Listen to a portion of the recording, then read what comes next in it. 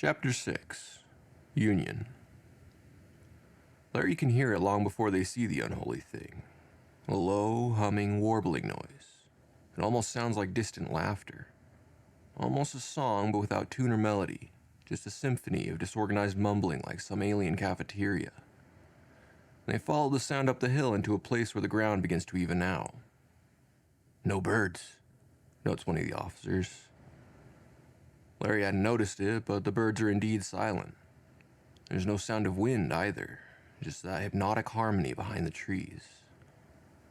And they follow the sound cautiously, none of them knowing just what to expect. Then they see it. A gnarled old oak tree in a small clearing. Wrapped around its knotted trunk is a writhing mass of red and black tendrils. The roots of the lump have sunk into the wood and the dirt around, joining flesh with lumber in a sick brown mess. Great bony thorns protrude from the mutant hive, protecting the central body from all sides.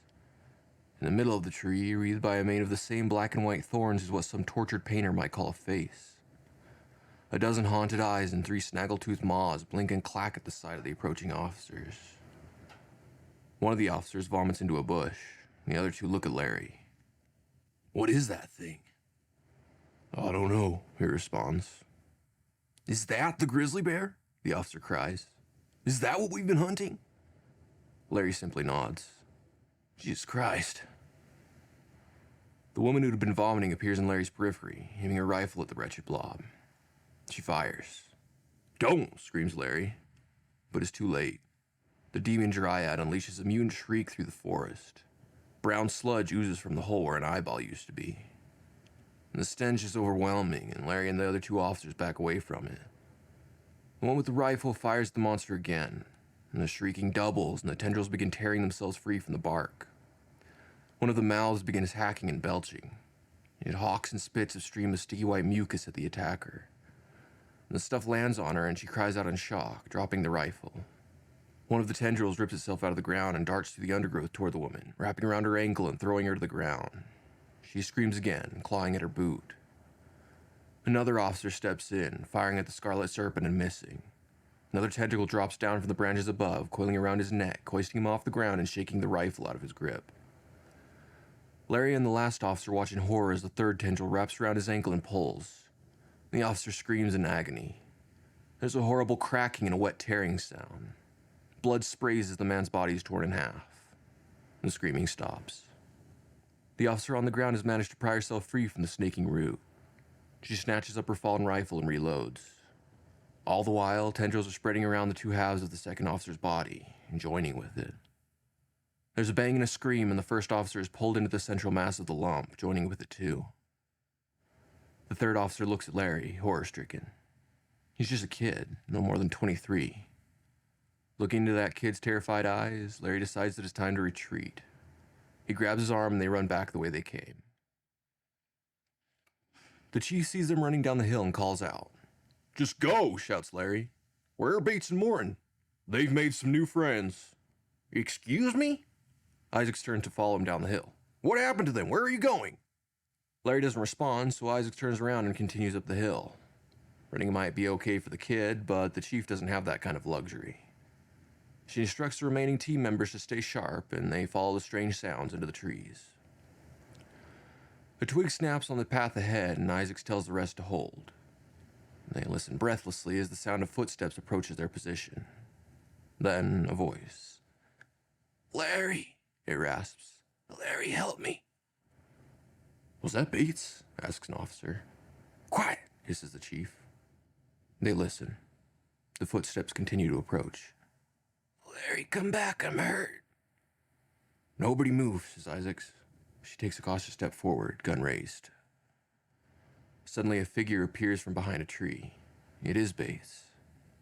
Her helmet has been removed and her face is covered with blood, hair hanging over it in sticky brown strands. "Larry," she wheezes. Isaac aims a rifle at the officer's face, shouting, "Stop!" Bates continues her approach. "Stop there, officer, or I will be forced to shoot." "Chief," says one of the men. "Shut up," she snaps. "Bates, I'm warning you, stay right where you are." "Help me." She takes another step forward and Isaac fires her gun. Blood splatters over the bark of a nearby tree as the officer collapses to the ground. fuck! Shouts one of the men. He raises his gun at the chief, but Isaacs does not turn around. She's watching the body, rifle held steady. The corpse twitches. It slowly lifts itself off the ground in an awkward, twisting motion. The others gasp at the sight of her obliterated cranium. Among the loose chunks of brain and viscera, baby tentacles are starting to sprout. And they wriggle and stretch, squirming their way out of the fallen officer's skull. Isaacs fires again, disintegrating the nest of tendrils into a spray of blood and bone. The protesting officer's throat squeaks. The chief runs up to the body, reloads, and fires 2 more rounds into the skull. She stands over the body for a moment until certain that the monster controlling it is dead, and then looks up. The air is silent. She orients herself in the direction of that eerie song and marches forward. After some trepidation, the others follow. The amalgamation stands quiet on the hill. The mouths are closed, the roots are still, the eyes watching. The chief approaches carefully. The eyes follow her. 2 of them are large and green, one covered with a milky film. She didn't know Miss Rosencrantz personally, but she's willing to bet that she had green eyes. Chief stares into those empty green orbs, and they stare back at her. She wonders if the woman is somewhere behind them, what kind of hell being part of that unholy union might be. She looks around for any sign of Morton, but finds nothing. The officers behind her are saying something, no doubt wondering what the hell it is they're looking at. She turns to address them. "That's the grizzly," she says, pointing at the beast. "Don't fire at it, don't touch it, do nothing." "Then what are we here for?" asks one of the officers. "We were here to kill it," says the chief. She motions to Bates' body a few yards behind them. "But I think we're outmatched." One of the men aims his rifle at the mass of tendrils and wood. "Chief," he says shakily, "with all due respect, I disagree." The eyeballs stare at the trembling officer. A few of the roots begin to stir, slowly unraveling themselves from the branches of the tree. "Put that thing down," snaps Isaacs. The officer does not move.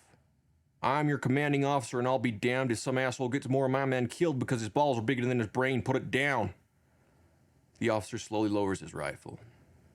"Now," continues the chief, "we're going to retreat. I'm taking note of these coordinates, and we'll come back when we're sure we can do something about it. Until then, I want all of you to patrol the area and keep anyone and everyone away from this gully. Arrest people if you have to. Tease them, I don't care. Are we on the same page?" The officers nod slowly in agreement. "Good. Now let's go see where Palladino went with the new guy." They turn around to leave. A few of the officers volunteer to carry Bates' body out of the woods, but Isaacs orders them to leave it. Who knows what sort of alien egg sacs it might harbor. As they descend the hill back to the stream, they can hear the unholy dryad return to singing its eerie tune.